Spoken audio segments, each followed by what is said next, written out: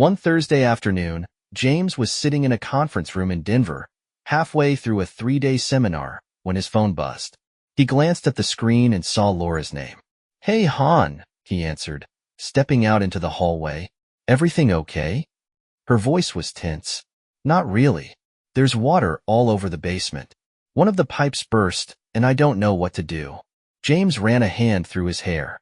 "Okay, don't panic. Did you turn off the water main?" "Yes, but the damage is bad. I don't know how long it's been leaking." James sighed. "The timing couldn't have been worse. I'll call a plumbing company for you. They can start the repairs right away. Just let them in when they get there." "Thank you," Laura said, her voice softening.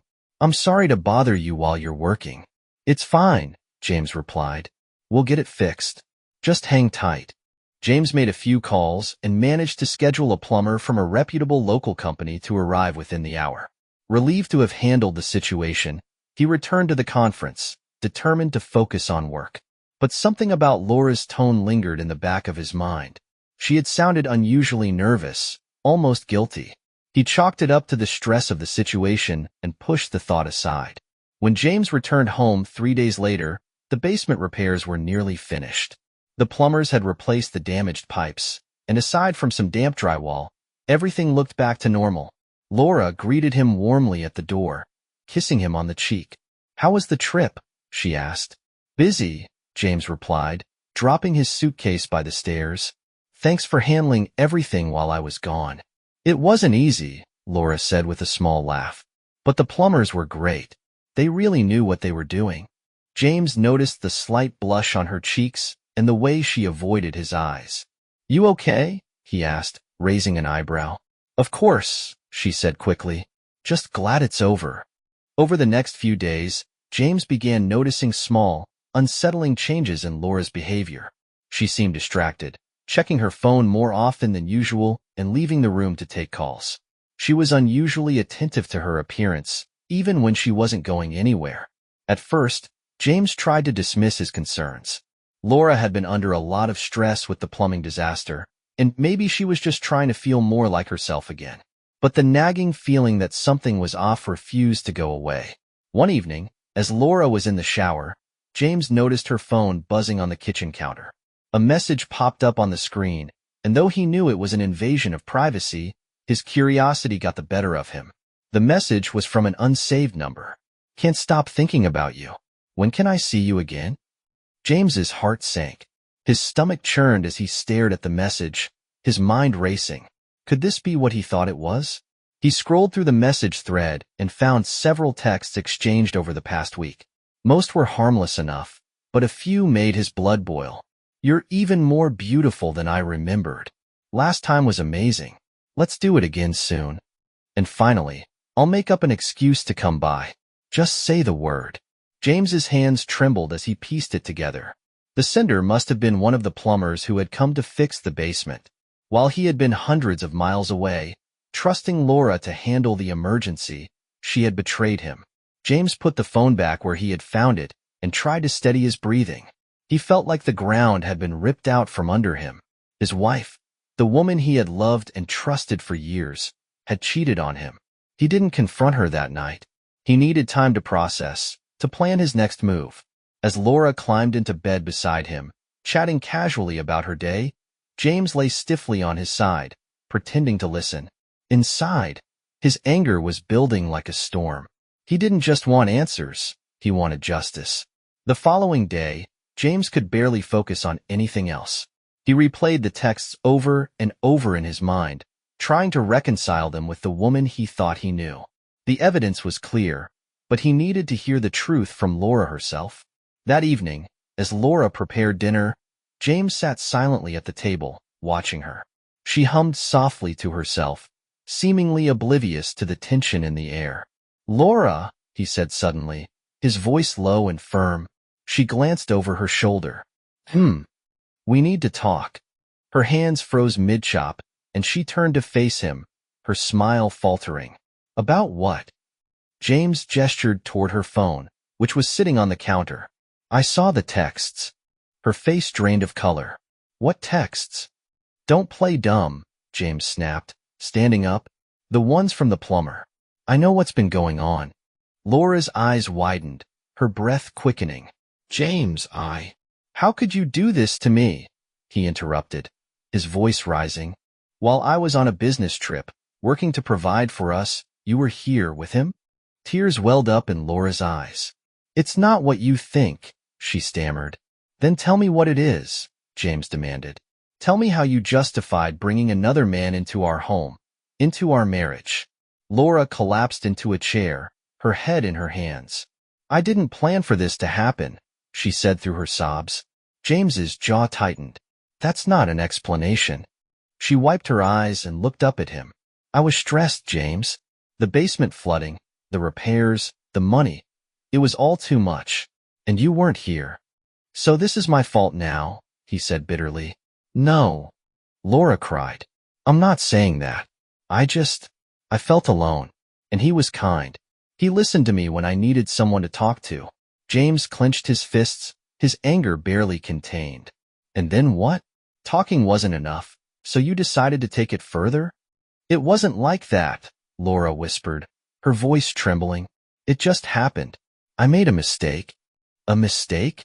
James echoed, his voice dripping with sarcasm. You think this is a mistake? Mistakes are accidents, Laura. This was a choice. A series of choices. She sobbed harder, her words barely audible. I'm so sorry, James. I never wanted to hurt you. Well, congratulations, he said coldly.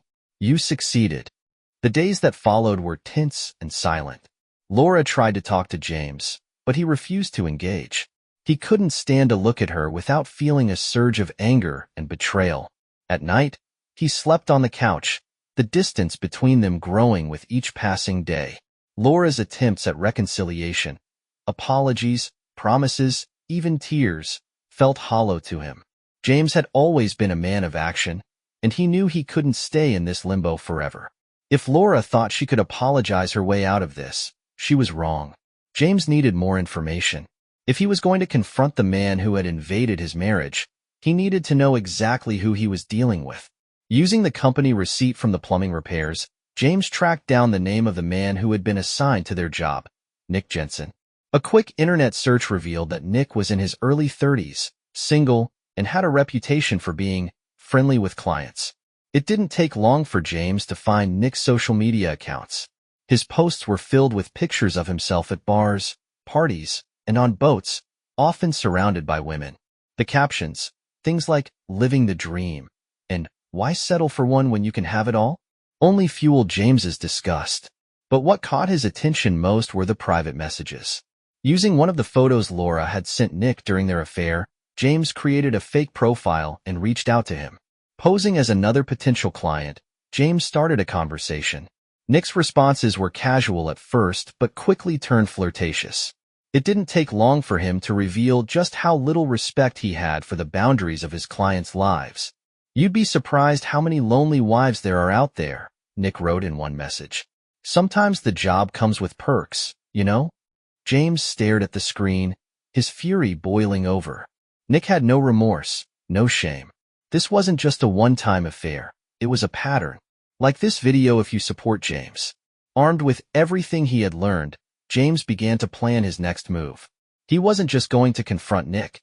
He was going to ensure that both he and Laura faced the consequences of their actions. James started by gathering evidence.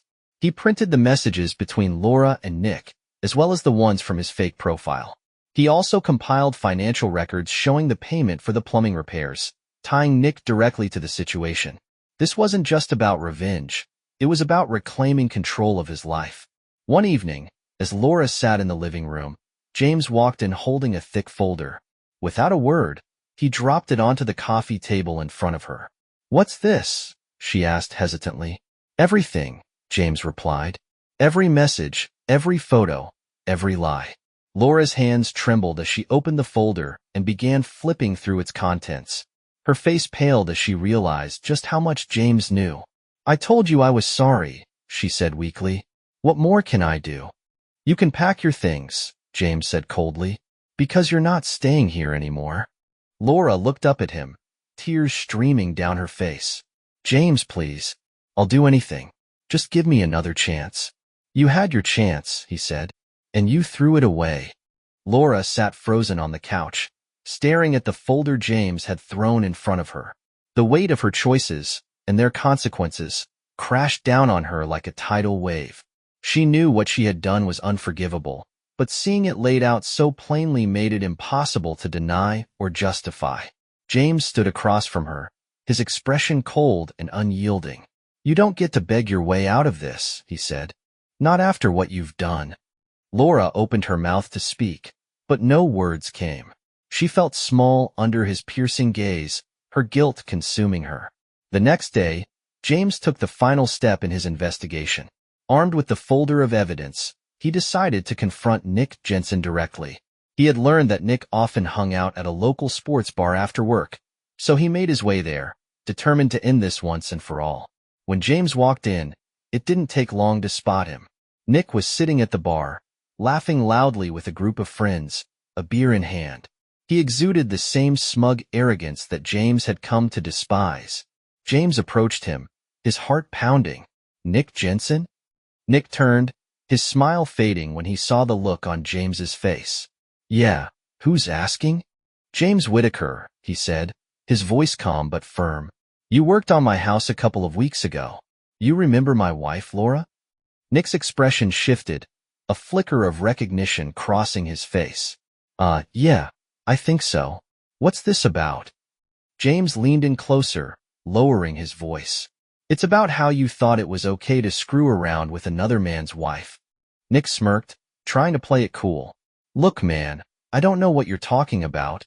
Don't lie to me, James interrupted, his voice rising. He pulled out the folder and opened it, revealing the messages, photos, and details he had gathered. I've got all the proof I need. Don't think for a second you can worm your way out of this. Nick's smirk disappeared. He glanced nervously at his friends, who were watching the confrontation with wide eyes. Look, I didn't force her into anything, he said defensively. She came to me. James's fists clenched, but he forced himself to stay calm. And that makes it okay? You think this is just another notch on your belt? Nick shrugged, clearly uncomfortable. I didn't mean for it to blow up like this. It's not personal, man. Not personal, James said, his voice shaking with anger. You destroyed my marriage, my trust, my life. And you have the audacity to call it not personal? Nick didn't respond, his gaze shifting to the floor. You'll regret this, James said, his voice cold.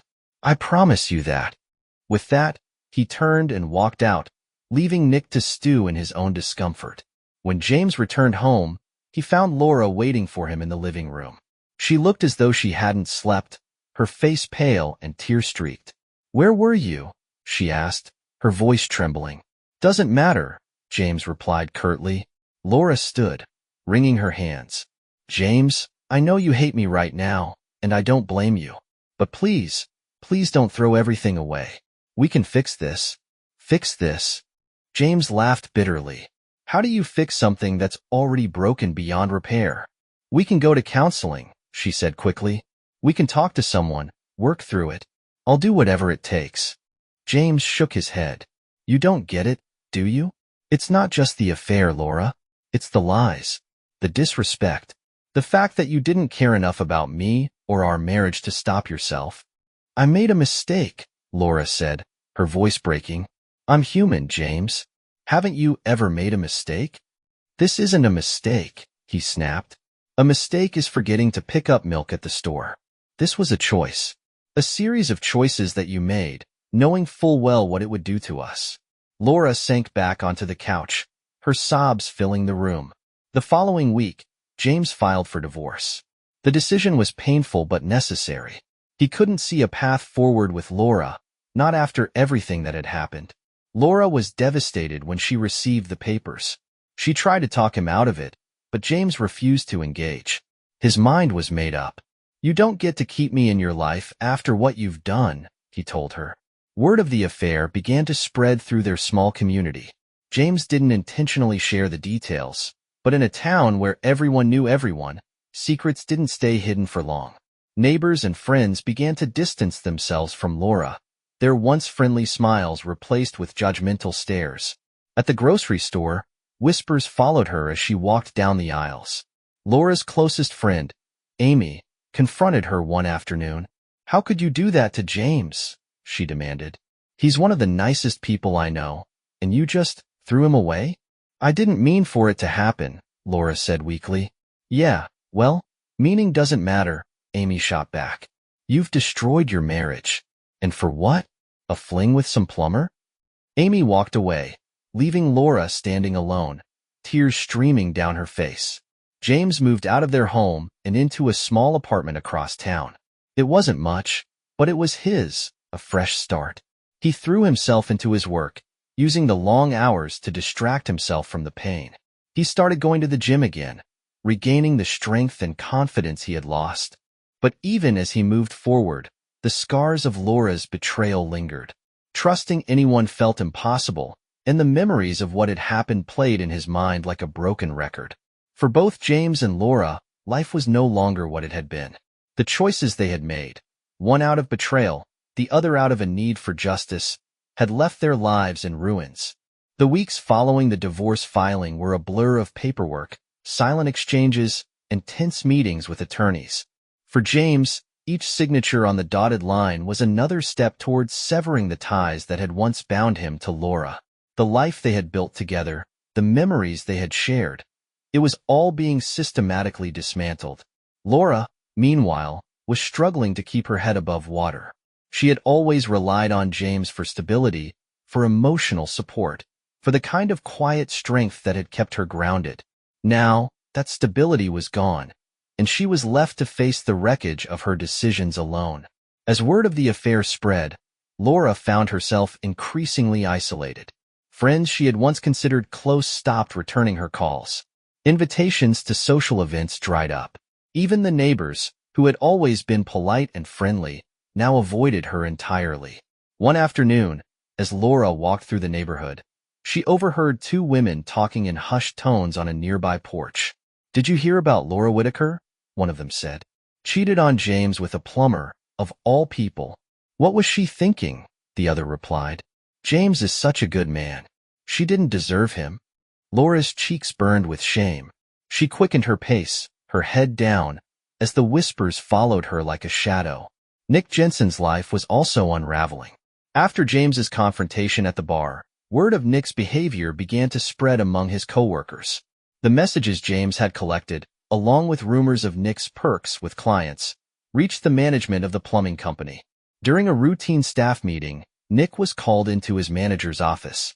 The conversation was brief and brutal.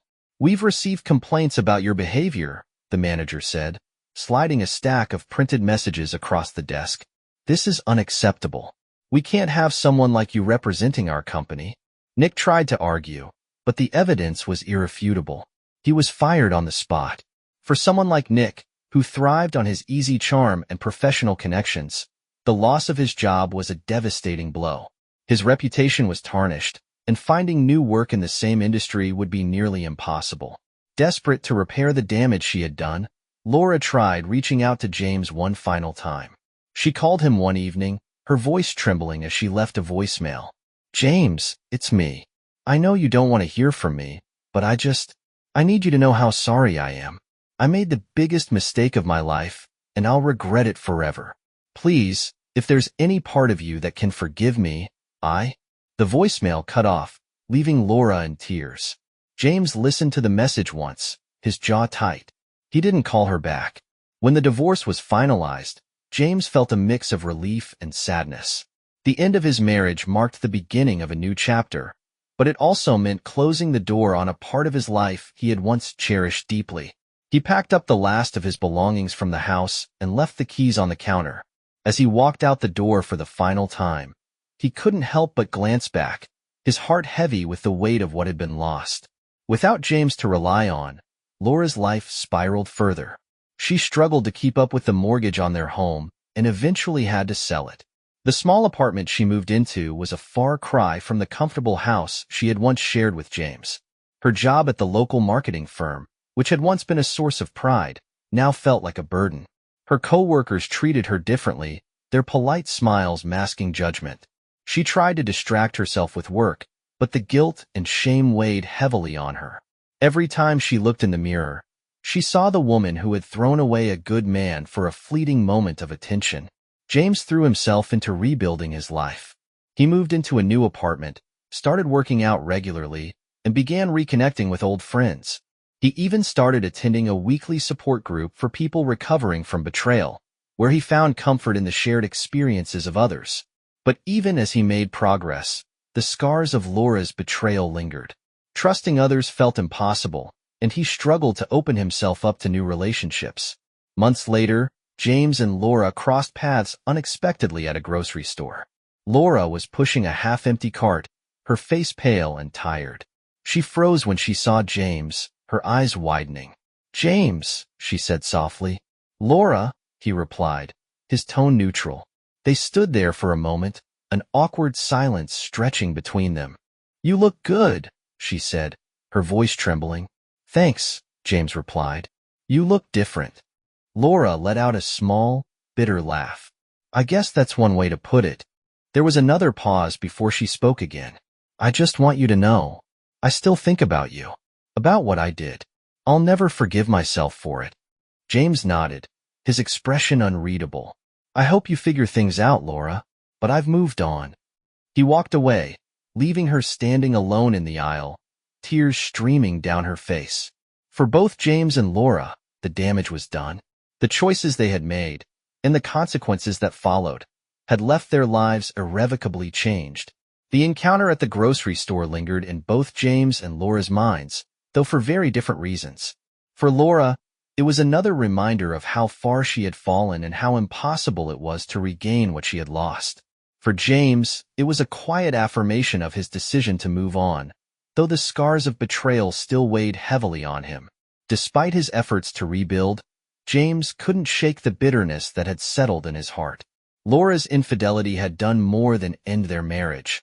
It had shattered his ability to trust, leaving him guarded and wary of everyone around him. Meanwhile, Laura's descent continued. After the grocery store encounter, Laura's life seemed to unravel even faster. Her mounting financial troubles forced her to take on additional shifts at her marketing job, but even that wasn't enough. When her landlord raised the rent, she knew she couldn't afford to stay in her small apartment. With nowhere else to turn, Laura swallowed her pride and moved into a cheap motel on the outskirts of town. The peeling wallpaper, dim lighting, and constant noise from neighboring rooms were a far cry from the life she once shared with James. She spent her nights lying awake, staring at the cracked ceiling and replaying her mistakes over and over. The affair, the lies, the humiliation. Each memory felt like a dagger twisting in her chest. Nick Jensen, too, was reaping the consequences of his actions.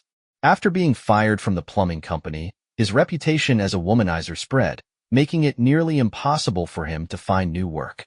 His financial situation grew dire. The flashy lifestyle he had flaunted on social media was unsustainable without a steady income, and soon he was forced to sell his car and move into a rundown apartment. The women who had once flocked to him now avoided him entirely, and he spent most nights drinking alone, drowning in self-pity. It was poetic justice, James thought, that both Laura and Nick had been brought low by their own actions. For James, the process of healing was slow but steady. He continued attending his support group, where he shared his story and found solace in the camaraderie of others who had faced similar betrayals. One evening after a meeting, a fellow attendee named Claire approached him. She was kind, thoughtful, and had been through her own messy divorce. They began talking more frequently, meeting for coffee after sessions, and sharing stories of their pasts. Though James was hesitant to open himself up fully, he found comfort in Claire's presence. For the first time since the divorce, he felt a glimmer of hope for the future. Desperate to regain some semblance of purpose, Laura decided to write James a letter. It wasn't an attempt to reconcile. She knew that was impossible, but a way to express the remorse that had been eating away at her for months. The letter was long and heartfelt, detailing her regrets, her apologies, and her hope that James could one day find peace and happiness. She slipped it into an envelope and mailed it, not knowing if he would even read it. When James received the letter, he debated whether or not to open it. Part of him wanted to toss it in the trash, But curiosity got the better of him. He sat at the kitchen table, the envelope in hand, and hesitated before finally tearing it open. The words inside were raw and emotional, dripping with regret. Laura admitted to her selfishness, her poor choices, and her failure to appreciate what they had until it was too late. At the end of the letter, she wrote, "I know I can never undo the pain I caused, and I don't expect your forgiveness. But I needed you to know that I will regret losing you for the rest of my life. You were the best thing that ever happened to me, and I threw it away. I'm sorry, James, for everything." James set the letter down, his emotions swirling. He didn't cry, didn't yell, didn't feel the surge of anger he had expected. Instead, he felt nothing. The letter was too late. Whatever love or hope he had once held for Laura was gone, replaced by a quiet emptiness. Weeks later, James was walking through the park with Claire when he spotted Laura sitting on a bench.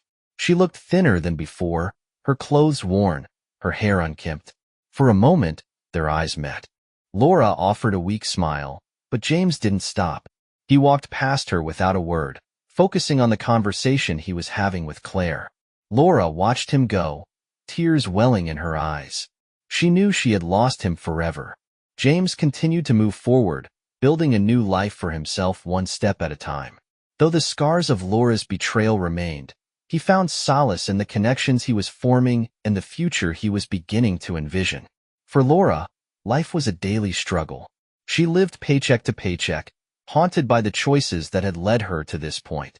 Her once bright future had been dimmed by her own actions, and the regret she carried was a burden she would never escape. Nick Jensen, now a shadow of the confident man he once was, faded into obscurity, his life a cautionary tale of arrogance and recklessness. In the end, none of them escaped unscathed.